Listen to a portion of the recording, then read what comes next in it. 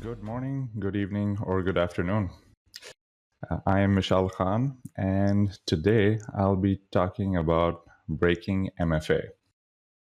A little bit about myself before I get started. I wear many hats. I'm kind of a jack of all trades and master of few. I'm the cybersecurity practice lead at a company as well as a virtual CISO. I'm an ethical hacker. I've been doing pen testing for a while, CCIE, certified social engineer. I do OSINT investigations on the side, privacy advisor, kind of goes hand in hand. Have a lot of multinational experience from small to large organizations, education, hospitality, you name it, pretty much every sector needs it. But today I'll be going over some of the myths around MFA. What is MFA? Some of the important hacks that have happened around this technology, two-factor authentication, multi-factor, some mitigation steps I'll be going over, some of the options that are there around vendor technology. I'll demo some of those things, some things you should consider as an individual and as an organization when you adopt multi-factor authentication as a technology, and some best practices and obviously costs related to it as well. But by and large, I'm going to be showing you some really cool demos. Now we start this conversation with the firewall itself. I consult to a lot of organizations, and their first answer to security is, hey, we have a firewall, we're secure. My answer is always, look at all these threats that are out there.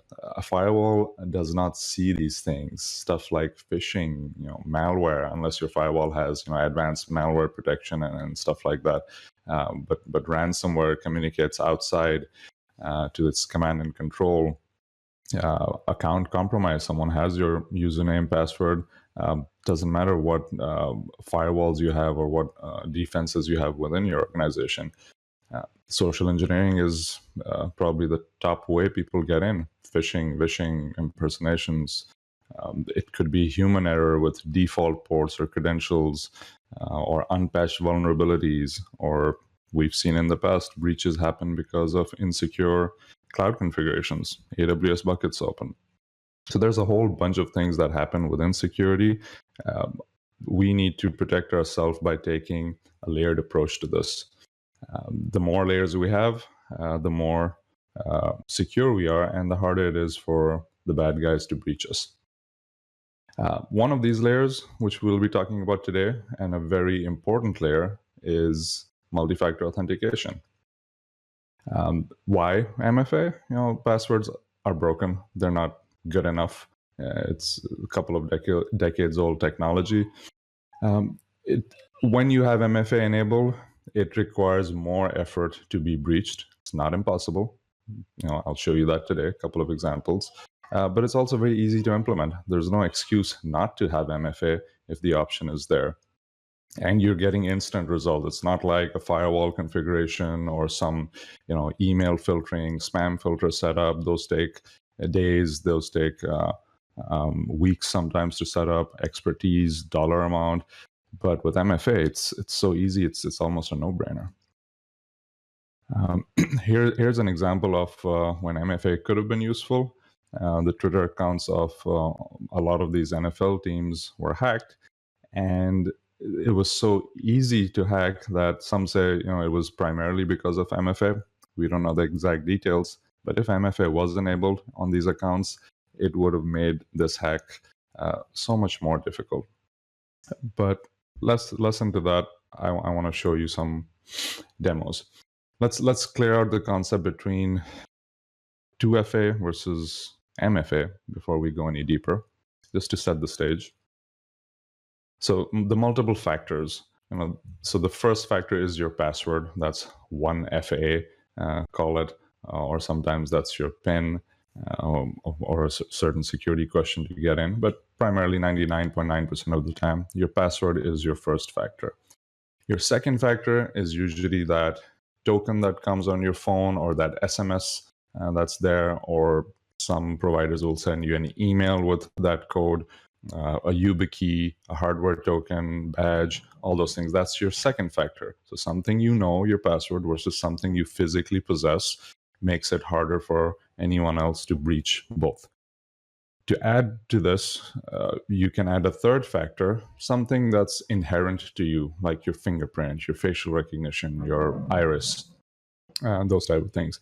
So a practical example of 3FA or MFA is you log in with your password, you get an SMS on your phone, but to view that SMS, you need to unlock your phone using your fingerprint or facial recognition, whatever your phone supports. So now you're using all three, and that's multi-factor authentication. These terms are interchanged every now and then. I may use them back and forth as well, but officially these are the definitions. Now there's many types of MFA, so before we break into something, we got to know what options there are, and I've listed some of the common types of multi-factor authentication here in order of least secure to most secure. Least secure SMSs. Why? Because there's SIM swapping attacks out there. Emails, your email can get breached as well or be diverted. Then more stronger options are hardware tokens or apps or something that plugs into a USB. The strongest one is biometrics because you possess those. Not saying none of these can be breached. All of these can be breached, but why make it easier? Use the strongest methods at your disposal. Some of the key facts and myths. We talk about MFA. It's very secure. Yes, everyone should be implementing it. It's a no-brainer. Just do it. But know that almost half of the cybersecurity breaches are not preventable by strong MFA. These are statistics by KnowBe4, and the next slide shows you why. So here are some of the common methods that you can bypass multi-factor authentication, through social engineering, asking the person for the code. It may seem simple, but I'll demo it in a bit. If you have physical access to their devices, to their phones, then game over. Phishing websites do that. They phish for credentials. I'm going to show you how I can phish for more than just credentials. SIM swapping, we've heard about that on the phone a lot, where somebody calls your ISP, pretends it's you, gives them your details and says, hey, I bought a new phone. Here's the IMEI number of that new device. Could you swap over my previous number to this new device? And now you own that number through social engineering, and now you reset the password, you get the SMS code instead of the original person. That's SIM swapping. Trojans or malware install can bypass that as well. But today I'm going to show you session tokens. In fact, session cookies is what I'll be stealing today. One of the more advanced techniques, yet it's quite simple to perform when you see it. Account recovery SMSs sometimes can be, when configured wrong, you can bypass those as well. There's a bunch of other ways, but let's get into the simpler ones first. So hacking RSA tokens. What's an RSA token? Let's look at an example of that. So Google will show you, this is what an RSA token is. This was pretty popular back in the days. It's not so common anymore. It's a 6-digit rolling code on this device. This is that second factor, something you possess. So the whole point of an RSA token or an RSA key is that one person possesses this at any given time, and you obviously can't share this. Well, not when you're dealing with humans. You can bypass this. So this is this was taken from Shodan, I believe, a picture of a live webcam stream showing the 6-digit rolling codes required for 2FA.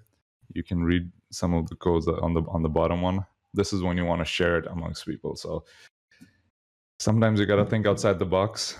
And if you get access to the stream, which in this case was open, you have access to those rolling codes or that second factor. So this is the first hacking technique. You must be saying, this is not hacking. This is OSINT, or this thinking outside the box. But before I show you the very next demo, let me show you the difference of the two different types of codes that you can receive. TOTP, that's the time-based one-time password, versus push notifications. So let me give you a live example of what these are. Let me just refresh this page. So if you go to demo.duo.com, Duo is a popular vendor for multi-factor authentication. On this demo, you can see, let me try to make this a little bigger. So you log in with your email and password. That's your first factor. You click sign in, and you get the option, where do you want that second code? Let's do passcode. The most common option, this could be Google Authenticator. You bring up your phone here on the right, you unlock it, click on it, and you get that 6-digit code that changes every 30 seconds or so. You take that code, you put it in here, and you press login. That's the most common way of doing multi-factor authentication. Now, there's something called push notifications as well. And let's demo our first hacking technique, social engineering. So let's start with one assumption here. I have your password. How? I got it by a phishing attack, or because you use the same password everywhere. I got it from a data breach. Getting your password is not difficult nowadays, but getting that second factor is. So next, I spoof my phone number to, let's say, your IT department and place a call. Now, I set this up in the back end. So I know your username and password. So I enter your username and password in the field. And before pressing sign in, I call you. And the phone call can go something like this, that, hey, this is Joe from Help Desk. We reset your multi-factor authentication token to enable 256-bit encryption for better security. Can you please confirm it still works by clicking on the prompt on your phone right about now? They get this prompt. They're like, okay, they click on it, and it says approve or deny. They press approve, and you're in. Thank you for staying safe, and have a great day. And I put the phone down. So social engineering is extremely easy if done right circumstances, right pretext, the right amount of OSINT, and then you place a call like this. I made it sound easy. It actually is easy. I've done this to a few companies. All you need is one hit. Don't forget, you may fail a few times, but when you have a company of a couple of 100 or 1,000 people, all you need is one person to fall for this. And this is a very powerful technique. The second technique requires a little bit of setup, a backend setup. So this involves phishing, and then a man-in-the-middle attack, which is a proxy server, and then stealing session cookies. All of this may sound a little complicated, but let me show you in real time how I would do this. So I've set all this up.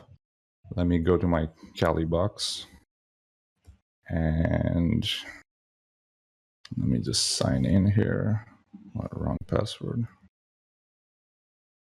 All right. So I'm in my Kali Linux machine here. I have Google Cloud running. I have a server running here called Evil Genx2, and let me show you what that is. So there's a tool out there called Evil Genx, or at least that's how I believe it's pronounced. It's on GitHub. This is the proxy server, and the entire tutorial is here if you want to know how to set that up. So this is my proxy server. My phishing framework is GoPhish, and here is my email that I'm logged into. This is a sock puppet account, an alias account, which I'm going to be using for this demo. So I just got this email. It says, and this is the phishing email. So it starts with phishing. Here's an email that, so let's look at the the from address. It says Microsoft@verification.com. That verification has a spelling mistake in it. There's no I towards the end. So this is the phishing attack that I've sent. It says, we've removed access to your OneDrive temporarily. Go to OneDrive here. So typical, asking you to take an action to click on something. When I hover over this link, it's tiny. On the lower left side, you can see that the link goes to some other website. Kind of looks legit, but it's not legit. But before I click on this, let's go back to the backend. So this is what the hacker sees. I've purposely kept these two things separate and not on the same operating system, so you see that they're completely segregated. So I'm running this server on Google Cloud. Here's that server. Let me reconnect. The session timed out. So this server is running EvilGenX, and this is the hacker's machine here. The hacker's machine has internet access and everything. So I'm kind of set up here, trying to see, trying to log into that guy's device. So let this backend server refresh. Give it a few seconds. Connecting. And there we go. So this is that server running. Let's go back and restart this.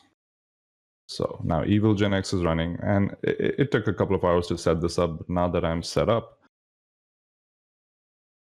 now I sit here and wait for someone to click. So let's click and see what happens. So I click on this link here. It opens in another window, and it asks me to sign in. Now you see the URL bar there. That's not really Microsoft. That's e-authenticate.com. That's a domain that I own. But hopefully most people won't notice this. Now I'm going to log in here. So I have the credentials of this person sitting right here. Let's take the username, put that in, and then password. So I'm using Bitwarden as the password manager. And I have a really long password here. I sign in, and now it should ask me for the second factor, the code. Let's go back and see what the hacker sees. So the hacker is seeing down here my password, really long password here. I see the username was input, so I got both of those things, but I won't be able to get in with just this because MFA is enabled. Now let's enter this code. The code is this rolling code here, 17 seconds left. So let me copy this code, put the code in here, and don't want to remember this device, but let's verify. And I, as the user, have logged in to my OneDrive, whatever. Yeah. Let's go back to the hacker, the more interesting part. On the hacker side, it says authorization tokens intercepted, and my job is done. So let's look at what I really got. What did I capture besides the username and password?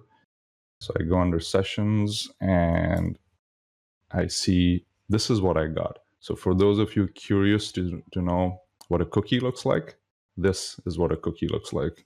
So I stole the session cookie. So let's copy this cookie. Now, how do I log in? If I use the username and password to log in, I'm not going anywhere. I don't have that rolling code. So let's go here. Let's sign into Outlook on the hacker side.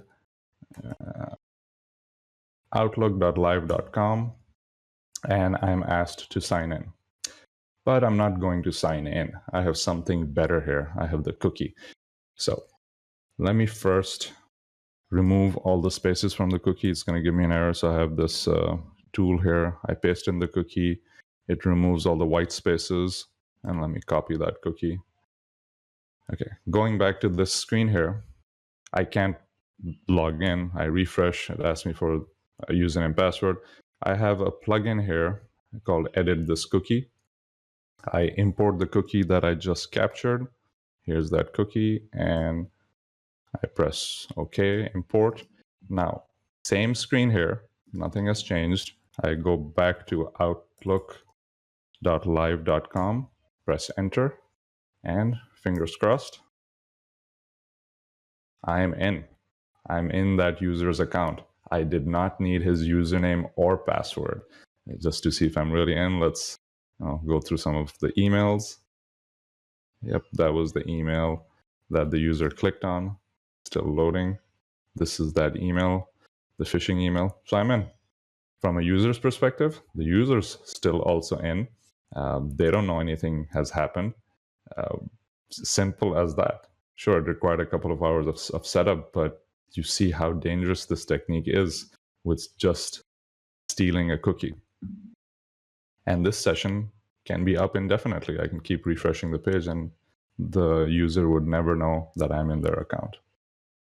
An advanced technique, but if you know how to make it work, it works. Mitigation.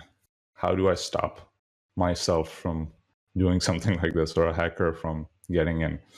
Well, firewall is not the answer to that, but some of these MFA techniques have AI-based or anomaly-based solutions, which means if something's fishy. So for example, right now, if I look at my activity in my Outlook account, it'll show 2 people have logged in. So if the MFA provider like Duo in this case, they have something on an anomaly-based solutions where they can tell that, hey, you've logged in from a different state, a different IP address, different country. I'm not going to let you go through. So you can block, geo-block different countries and say, hey, if a login attempt comes from China, yeah, Hotmail is going to let the username and password go through, but the MFA is not. You'll never get that second factor because it's being originated from a banned country within your dashboard. There's single sign-on solutions out there which make life a little bit easier, enterprise-grade solutions. Test it, pen test your solutions. If you think you've hardened your security well enough, hire a pen tester and make sure there's no holes left there, and they'll discover a few, then patch them. User awareness training is probably number 1 here. It should be. If a user is aware of these techniques, they are less likely to fall for them.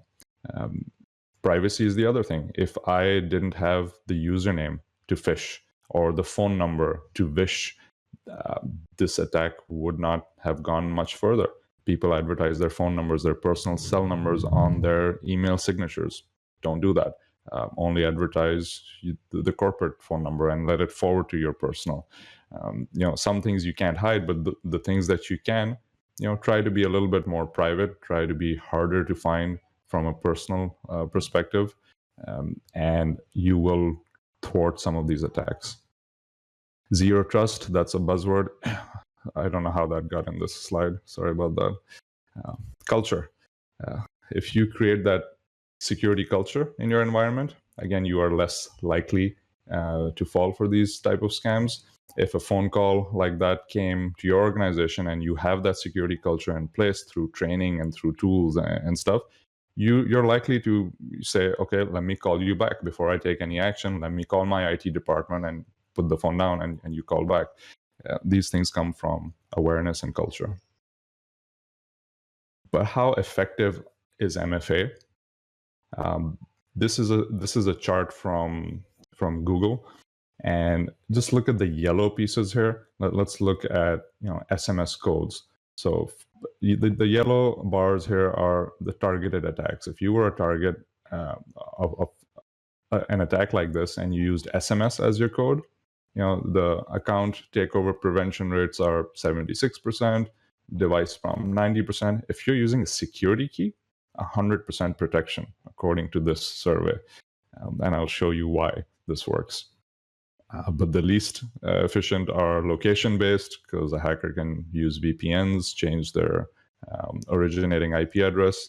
Phone numbers, you have a 50-50 chance of getting breached if you use a phone number as your second authentication. So some are weak based on stats, some are strong. That's the only point here. There's plenty of options on the table. All these vendors exist, and there's many more. This is just the tip of the iceberg. Which ones to choose? There's plenty of differences between all of these. Some are free, some are paid solutions, some have basic features, others advanced. Let's look at some of the basic technology. By no means am I gonna describe what this technology is. I probably don't know half of the inner or functions of how these work. But the most popular ones are, the one-time passwords that I showed you, or actually the time-based one-time password, which was this thing here. It's a rolling code. This can be on your phone, on your desktop. This is by far the most popular method on your phone, if that's your second factor. So that's based on time. It can be based on other factors, hashes and stuff. But make sure you're using the latest technology like FIDO, FIDO2, or web authentication. Those things really help. And a demo on this, so hardware tokens, this was the most powerful method. And this is one way that you could have thwarted the attack I did before, the proxy attack. And I'll show you how. So let's go back to, let me show you a live example. Let me log into my Twitter. It has two-factor authentication, and I'm going to use a YubiKey to get in. And a YubiKey is this device. So I have one of these devices, a USB-C device, that I'm going to use to log in. And I want to show you how quick and easy it is. So I log in using my password manager, and it auto-populates my 70-character password here. I press login, and it asks me, a little pop-up comes that basically it wants me to touch my YubiKey. There's a little metal stripe on it. Let me go ahead and touch it. There, I touched it, and I've logged in. That's how simple and quick it was. So Google CAPTCHA, probably because I'm on a VPN. So I basically logged in with just a touch of a button. Yeah, I don't know why I'm doing this, but yeah. So that's how quick and easy hardware tokens are. Things to look for when you're looking for the right vendor. There's many considerations here. Push notifications. Not everyone has those. The basic Google Authenticator, it's just rolling codes. You got to manually put those in or copy paste those in. But other vendors like Duo or Microsoft or a whole bunch of others you saw on that list have something called push notifications. It's literally accept or deny. It makes the user adoption much easier. Make sure you have backup codes or means to back up that entire two-factor authentication system. Do you have online access, or does that MFA only work when you're connected online? I've had this issue with customers where they're like, hey, we're in a secure bunker or whatever, or underground where there's no Wi-Fi or there's no LTE signal, and we need MFA there. Well, hardware tokens, YubiKeys, are the way to go there.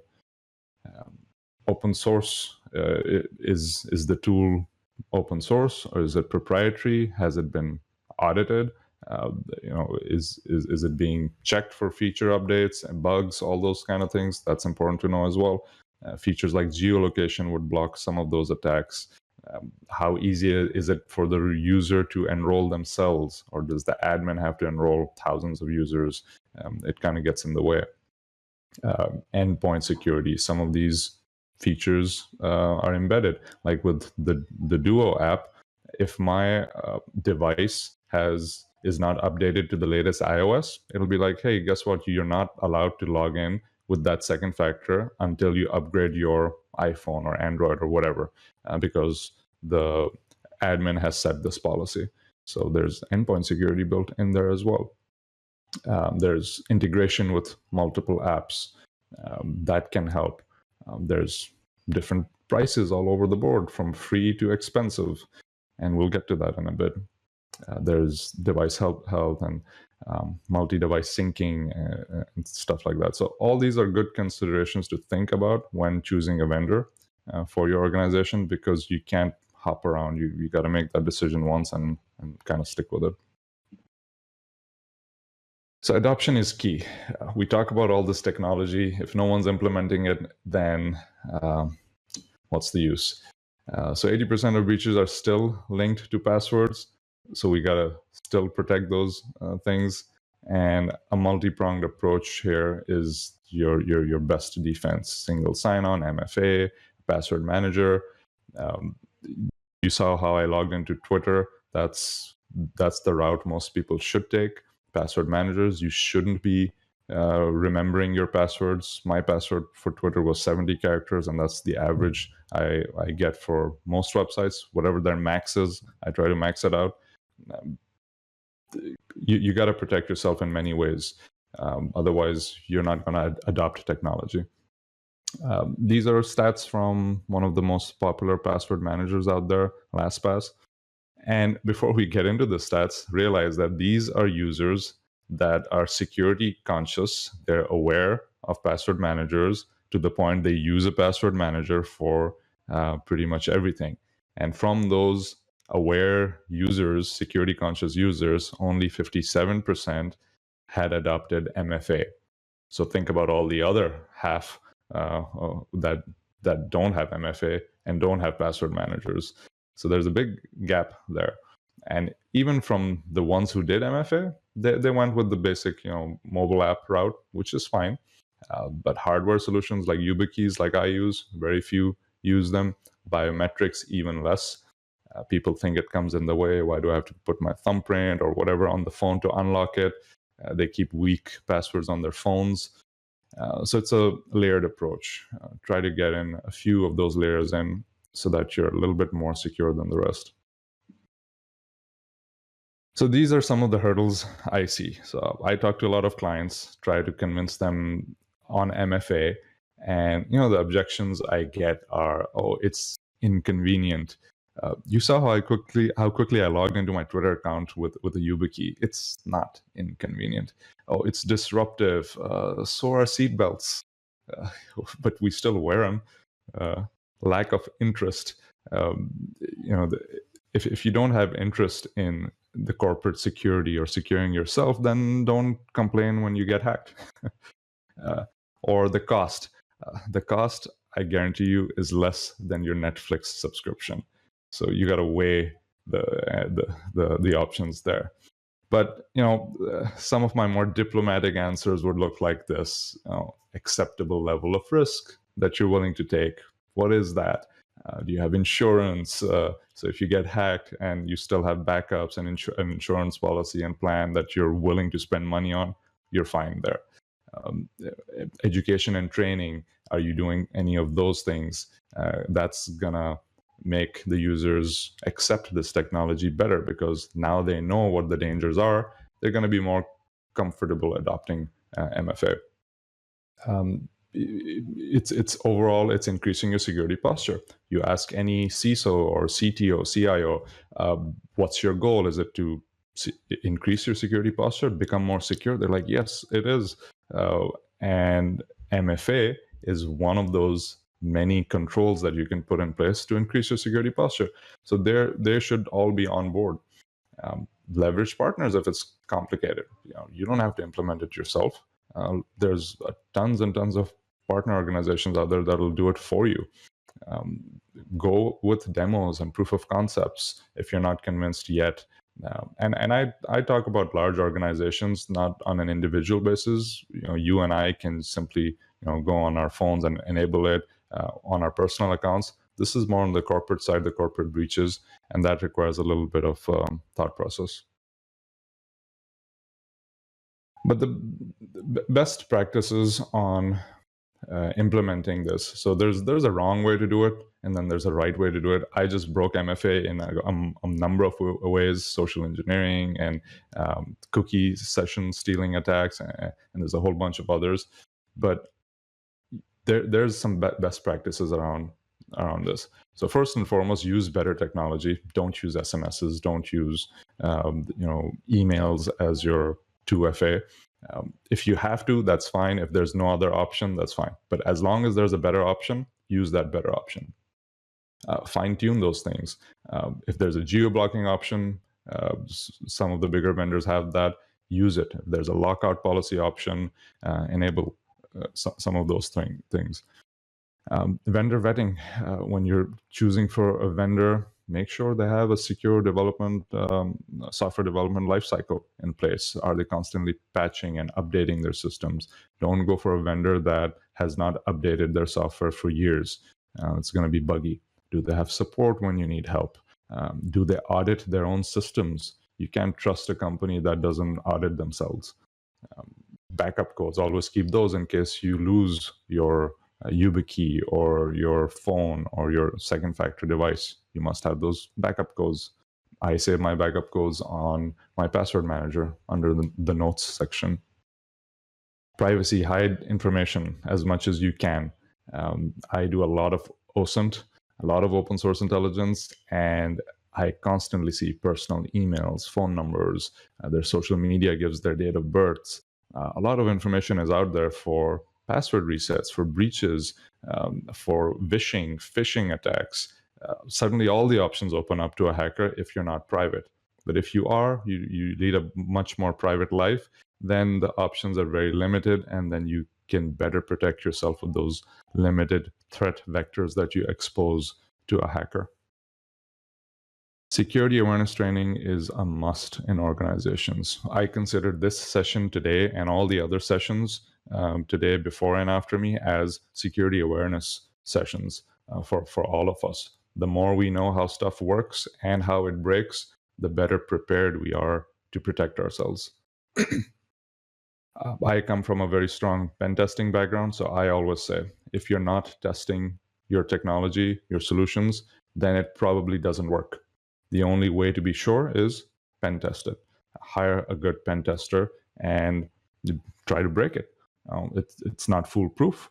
A pen tester may or may not succeed, but it'll give you some good results. It gives you a better chance of survival against a hack. And then there's all these other complementary technologies, like you saw me use password managers. There's content filtering that would have avoided me clicking on that phishing link in the first place. If I had the right content filter in place, it would have identified that URL as a known phishing URL or something else that was fishy, and it just would not have gone through. Device posture, make sure devices are healthy, there's no malware in them, and stuff like anomaly detection. All of this helps back and forth.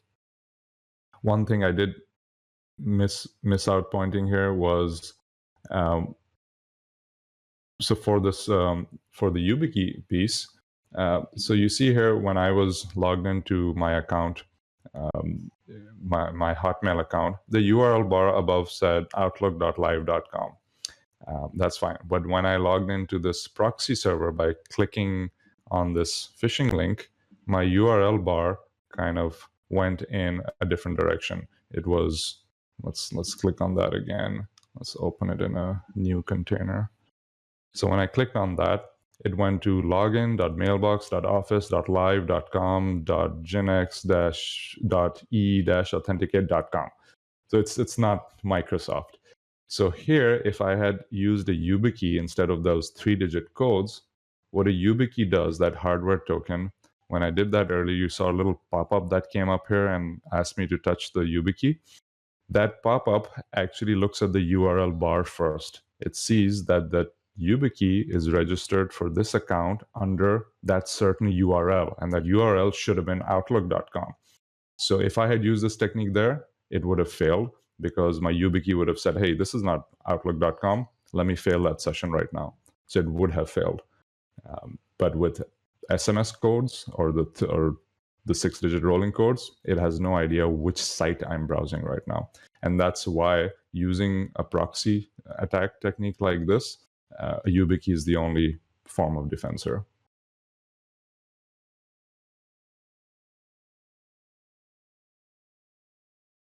So I want to end with the cost, because cost is a big concern. A lot of people mention, oh, it's too expensive. Like I said, it's less than your Netflix cost. On the corporate side, on the private side, there's free options.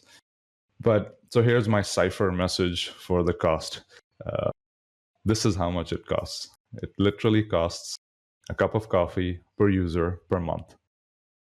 So if you don't believe me, here's some of the published costs from Duo, one of the big vendors out there. You can go to duo.com/pricing and actually look at their pricing model here. They have a free tier version. They have an introductory version here, but their most popular version is $6 per user per month, which gives you all those features that I talked about, not just MFA, but a whole bunch of other good stuff. But not just Cisco Duo. Microsoft has similar options, similar pricing. Okta has very similar price structure, and Ping Identity. A lot of the others are around the same price point.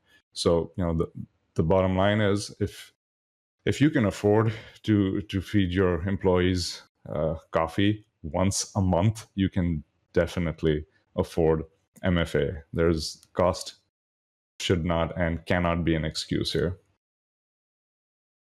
So how do you get started with MFA?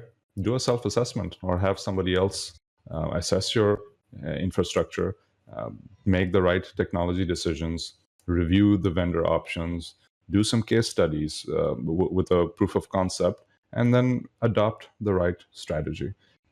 There's many things to consider here, but this is the methodology you should be taking to adopt it, and it's not hard. Once done, you are much more secure than you started off with. Thank you for having the patience to go through this, and if there's any Q&A, I'll take that right now. So there's one question around YubiKey. I think I just saw it. If using a YubiKey, how does one as an individual user recover from a lost, damaged token? Great question. I have two YubiKeys. So when you buy a YubiKey, you always buy them in pairs, and you register both with your account. I've noticed some problems that some services won't allow you to register two YubiKeys. Like Google allows you to register multiple YubiKeys, more than two, but then there are others that don't. You can only register one. In that case, if you lose that one YubiKey, it's not going to work. But then this is why you have backup codes. Have those one-time backup codes saved. Every time you register YubiKey, they give you backup codes, either one backup code or 10 backup codes. Save them, because that's what's going to save you when you lose that hardware token.